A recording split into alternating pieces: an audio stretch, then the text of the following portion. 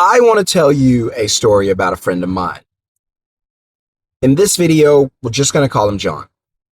Now, John's been working at his job, which is a really nice job. And if you guys knew what it was, you would agree. I'm not going to put everything out there because I have different people who watch this channel. But he's been working at the same job for the last 12 years. 12 years. And he told me in confidentiality, so that's why I'm just going to give you some vague details. And he said that he went to work recently and he was summoned into the office, not just him, just a few other people were called into the office with him. So he's trying to figure out what's going on, what's this about. He didn't get any meeting memos or anything like that. And so he goes into the office and he says, you know, the company's owners are there. And so now he's starting to try to figure out, like, is this more than just a morning meetup? What's going on? And he says, so fast forward to the end of the meeting, it was pretty much, you guys have done a great job. You've been a tremendous asset to this company for over a decade, he and his team. But we are downsizing is the word that was used. And we're going to let you and your team go. And that's what they did. They let him go.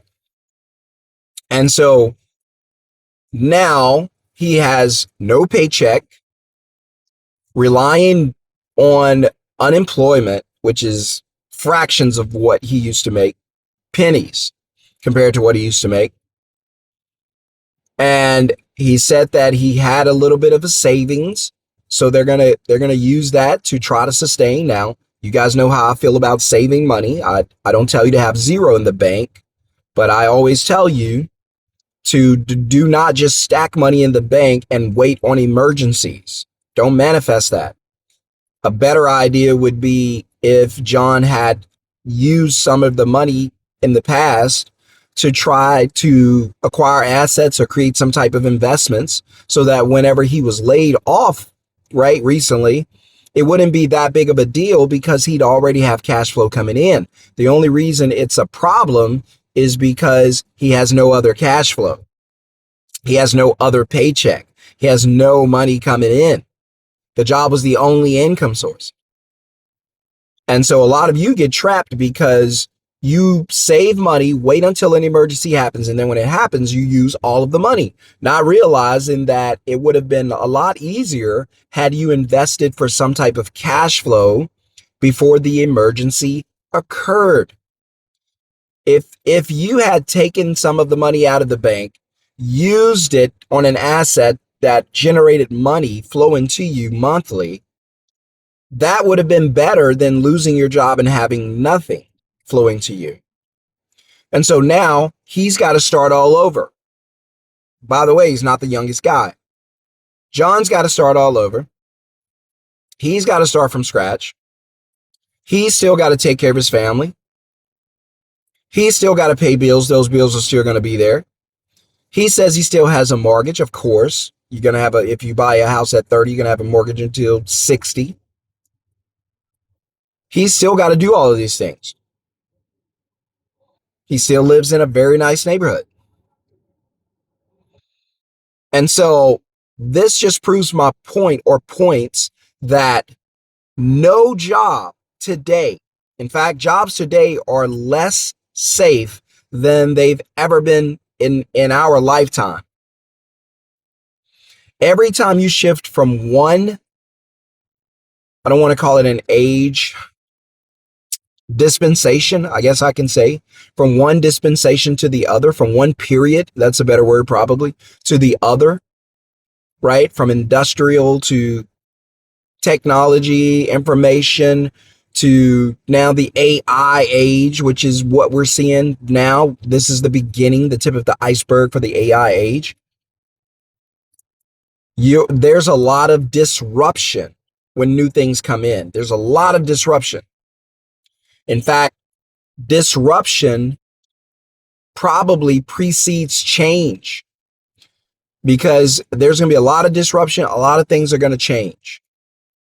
The job that you called safe and secure, no longer safe and secure. In fact, they don't even want you to be there. That paycheck that you count on day in and day out, week in, week out, month in, month out, it's no longer going to be there. Well, what are you going to do about that? Well, that's the $1 million question. If your paycheck stops coming in today, how are you going to take care of yourself? If your job lets you go like John's job did out of the blue, what are you going to do now? And it blows my mind that people are obsessed with these jobs, but they're not obsessed with creating cash flow from an asset. They're not obsessed with creating some other way of making money that does not include a 9-to-5. There's nothing wrong with your 9-to-5. If you like it, keep it. Nothing wrong with having it. But at the same time, you should also pair it with something that produces cash flow. Whether it's a business, whether it's a hobby, whether it's investing, whether it's house flipping, buying a vending machine, starting a middleman business, starting any type of business, you have got to find a way. It's more important today than ever before. You have got to find a way that you can make money when your paycheck stops. When you punch that clock to go home, that should not be the end of your revenue. That should not be the end of money flowing to you. Your life should not be built around how many hours you can sell in a day. You've got to figure out another way to get paid when there's no job. If you can, and I wish schools taught this. I wish more people talked about this. I learned this the hard way. That's why you'll never get me to buy into the idea that a job is safe and secure. They're not safe and secure. You'll never get me to buy into the idea that one income, one paycheck is safe. It is not safe. You'll never get me to buy into the idea of save money for emergencies or rainy days and then use it for that, and that's a good idea. No. No, you want to know what a good idea is? Making money when you're not at work. That's a good idea. Taking money out of your bank account and using it to try to make more money. That's a good idea. Pumping the brakes on the new car. Good idea. Pumping the brakes on a new house. Good idea. Downsizing so you can have more money to create cash flow. Listen, the things you should be obsessed with right now is creating cash flow out of an asset. That's probably the number one thing you should be obsessed with. How do I make money when I do not have a job, when there's no work, when there's no job, when there's no paycheck? How do I get paid without needing a job? That's the number one question when it comes to your finances you should be asking. How do I get paid without having a job? That's the question.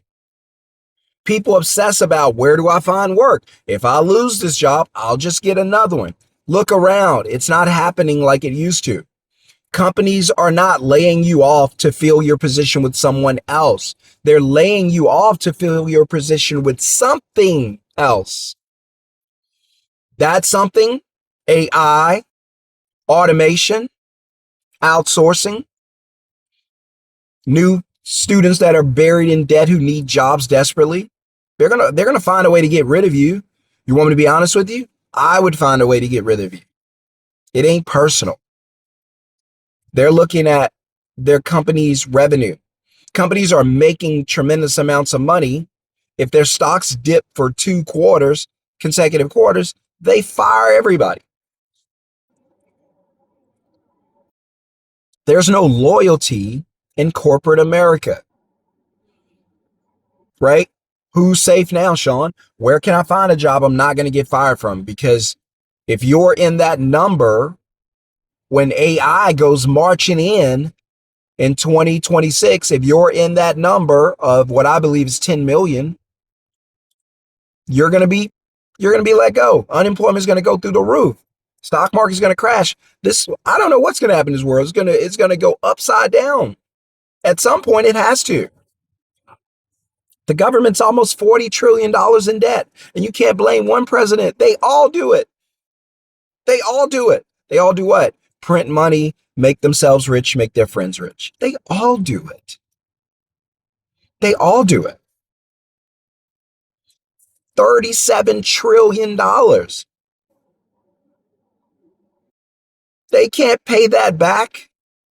They don't even make that in a year. I think the government makes maybe 4 trillion a year in taxes, maybe 5, maybe. Let's just call it 5. It'll still take almost 8 years to pay it back if they use none of the tax money. Just pay back alone. By the way, government, please stop taxing us. No taxation. You can't pay back what you owe. You know it, I know it. Leave us alone. By the way, smash thumbs up, hit subscribe. Welcome to the channel. I'm just keeping it real on this video. Your focus should not be on how am I going to keep my job. Your focus today should be on when or if and when I lose my job, how are we going to get paid? Fast forward to the day you lose your job. Hopefully you don't. Hopefully you can keep your job and still make money. But hypothetically, let's get to that hard day. Fast forward, you've been laid off, you've been let go, you walk out of that office, you no longer have a job, you no longer have a paycheck. Still have your bills, still have your family, still have your dog, still have your responsibilities. What do you do now? Well, I'm going to look for a job. There's 100 people looking for the same job you're looking for. Not in your favor. Now what are you going to do? Well, I can just find a job. Listen, I'm in one of the boom cities, probably the boomiest city in America, that being Dallas, DFW. And there are people here who cannot find work. I'm just telling you.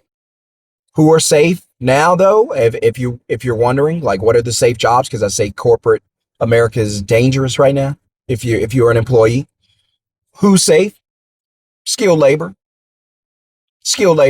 the plumbers, the technicians, the handyman, those who do things with their hands, laborers, roofers, door repair, window repair, vehicle cleaning, maintenance, all that. They can't be replaced by AI anytime soon. AI can't move your furniture, can't clean your windows, can't redo your carpet, can't redo your floors, can't fix your roof. All of these things, to me, are safe right now. Why do I say that? Because I love OPS, other people's skills, other people's service. You know why? Because you can partner with those companies who are safe and continue to feed them work and get paid every time you find a customer. I call that the middleman business model. By the way, that's what I teach. If you want to get on a call with me and learn more about that, I'll put a link that you can use to register in the video description below, as well as the first comment. I'll pin it there. I'm limited on how many people I can bring into the class. So when we fill up and all spots are gone, the prices are going up. But I teach people just like you how to build a business from your phone, from your laptop, from your house. You don't have to go out and do the work. The work is done for the customer, not by you. All you do is book the customer. You ever been to a restaurant and there's a host at the front desk, and the host will just what? How many do you have? Have 4. Okay, table for 4. Would you like a table or a booth? Well, I got a couple rough kids. Give me a booth so we can trap them. Parents, you know what I'm talking about. We can trap them inside. And so we'll get the booth. The hostess walks you over, seats you, and then says what? Your server will be with you in just a moment. The hostess doesn't do the work. They only seat you and they go back. The work is done by the cook and by the server, right? They're the ones doing the work. And so a middleman business is kind of like that. I'll find a customer, I'll bring them to you, seat them in your section, and I'm done. So if you want to know how that works, I have a website that actually does all of this, and all you have to do is look at the website, see how it works. There's no phone numbers, there's no contact me email for you to personally talk to me. I don't talk to any customers. They go there and book themselves, they pay me, and I'm done. I don't have to talk to them, sell to them, any of that. So we build automated systems. If you want to get that, you can get that. Costs a little more, but we set it all up for you. It's just like having a franchise of a middleman business. So if that's something you want to do, all you have to do is click the link and put the word middleman in the business in the links in the script. I'm sorry, in the chat box below. So, but also go to book and move, book and move.com. That's one of my middleman businesses. I have several. That's one. And that's the one we're modeling a lot of students' websites off of today. So go check that out. See what a middleman business looks like. That's what your business would kind of look like. Very simple, very easy. Doesn't need you, still makes money. But again, guys, to hammer it home, the most important thing you should be focused on today is how am I going to make money when I'm not at work? If you can figure that out, you're going to be okay. But for most people, they won't figure that out. And they'll wait until it's too late. A job doesn't guarantee you anything now except paycheck prison. And I don't want you to be in paycheck prison. All right, I got to go, guys. I'll see you in the next video. By the way, hit subscribe, hit thumbs up. Welcome to the channel. Share this channel with at least one person like you who can use this content. Otherwise, think about it. How am I going to take care of myself if I lose my paycheck today?